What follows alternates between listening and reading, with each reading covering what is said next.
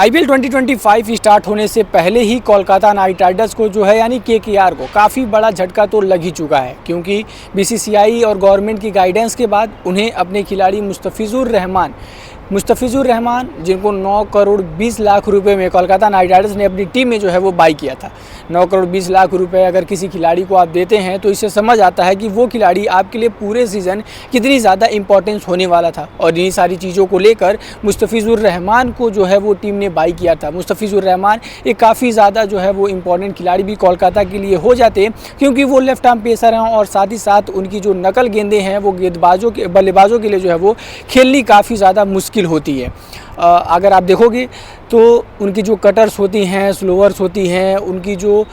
एक जो है वो तेज़ से निकलने वाली गेंद होती हैं वो काफ़ी ज़्यादा जो है वो बल्लेबाजों को परेशान करती है। इन्हीं सारी चीज़ों को देखते हुए कोलकाता नाइट राइडर्स ने इस बार 9 करोड़ 20 लाख रुपयों में जो है वो उनको अपनी टीम में बाई किया था। लेकिन बीसीसीआई के गाइडेंस के बाद जब उन्होंने रिलीज़ करना पड़ा तो अब कोलकाता नाइट राइडर्स के पास जो है वो दूसरा ऑप्शन भी तैयार है, और वो दूसरा ऑप्शन कहीं ना कहीं काफ़ी ज़्यादा खतरनाक हो सकता है। मुस्तफिजुर रहमान से भी ज़्यादा खतरनाक हो सकता है, अगर ये कहा जाए तो गलत नहीं होगा। लेकिन सबसे पहले हम एक चीज़ देख लें कि 9 करोड़ 20 लाख रुपए में मुस्तफिजुर रहमान को ख़रीदा गया था। अगर मुस्तफिजुर रहमान को कोलकाता ने रिलीज़ कर दिया है तो क्या कुछ पैसों की जो है वो कटौती होने वाली है, और किस हिसाब से बीसीसीआई कोलकाता नाइट राइडर्स को जो है वो पैसे देने वाली है। दरअसल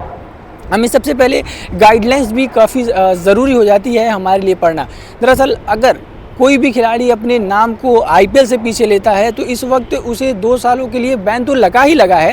लेकिन इस वक्त जो सबसे बड़ी ये रिपोर्ट है कि तब 9 करोड़ अगर रुपए होते तो वो किस्तों में कोलकाता नाइट राइडर्स को मिलते, यानी 9 करोड़ 20 लाख रुपयों का कोलकाता नाइट राइडर्स जो है वो एक बार जो है वो पूरा इस्तेमाल नहीं कर पाती। कुछ 65% पहले आते हैं, फिर आईपीएल सीजन के मिड में आते हैं, फिर बाद में आते हैं, यानी उसका पूरा एक साथ वो उपयोग नहीं कर पाते। ये कोलकाता नाइट राइडर्स के लिए काफ़ी ज़्यादा दिक्कत वाली बात होती। लेकिन क्योंकि यहाँ पर कोलकाता नाइट राइडर्स ने ना ही उनको रिलीज़ किया है, ना ही खिलाड़ी ने अपने आप को रिलीज़ करवाया है, यानी बीसीसीआई की जो रिपोर्ट की वजह से उनको जो है वो अपने नाम को पीछे लेना पड़ा और कोलकाता को जो है वो उनसे अलग होना पड़ा। इस वजह से कोलकाता नाइट राइडर्स को जो है वो 9 करोड़ 20 लाख रुपये वहीं से मिलने वाले हैं, और उसमें कोई भी कटौती नहीं होने वाली है, यानी उसमें कोई भी आर्थिक जो है वो हानि नहीं होने वाली है कोलकाता नाइट राइडर्स को देखा जाए तो, यानी वो किसी भी मन चाहे खिलाड़ी को जो है वो बाई कर सकते हैं। लेकिन कहीं ना कहीं आप जब ऑक्शन में अपनी वो टीम बना रहे होते हो तो आप उसी समय जो है वो उन खिलाड़ियों को आप चूज़ कर रहते हो कि यार हमें इस खिलाड़ी के लिए इतना बोली लगाना ही लगाना है, और आप दूसरों के लिए देखते नहीं हो। और इस वजह से आईपीएल ने ये रूल भी लाया था कि भाई अगर कोई खिलाड़ी अपने नाम को पीछे लेता है तो उसके बाद वो 2 सालों के लिए बैन हो जाना है। लेकिन जब बीसीसीआई की इस बड़े रिपोर्ट के बाद खुद फ्रेंचाइजियों को ही रिलीज़ करना पड़ा तो ये उनके लिए एक सर दर्द तो है ही, लेकिन कहीं ना कहीं अब और भी रास्ता जो है वो खुलता हुआ नज़र आया है। दरअसल मैं बता दूं,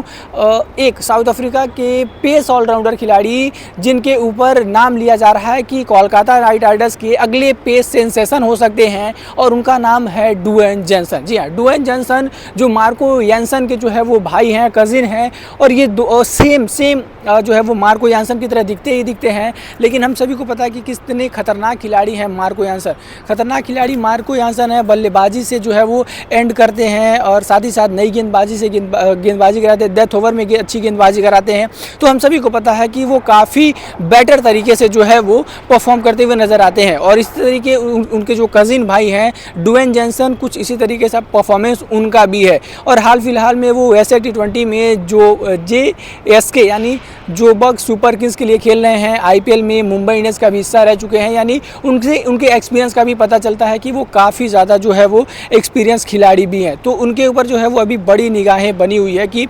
ये खिलाड़ी जो है वो शायद से कोलकाता नाइट राइडर्स में आपको इस साल खेलता हुआ दिख जाएगा, क्योंकि ये लेफ्ट आर्म पेसर भी हैं, बल्लेबाजी में भी आपको काफ़ी ज़्यादा जो है वो मदद करते हैं। अभी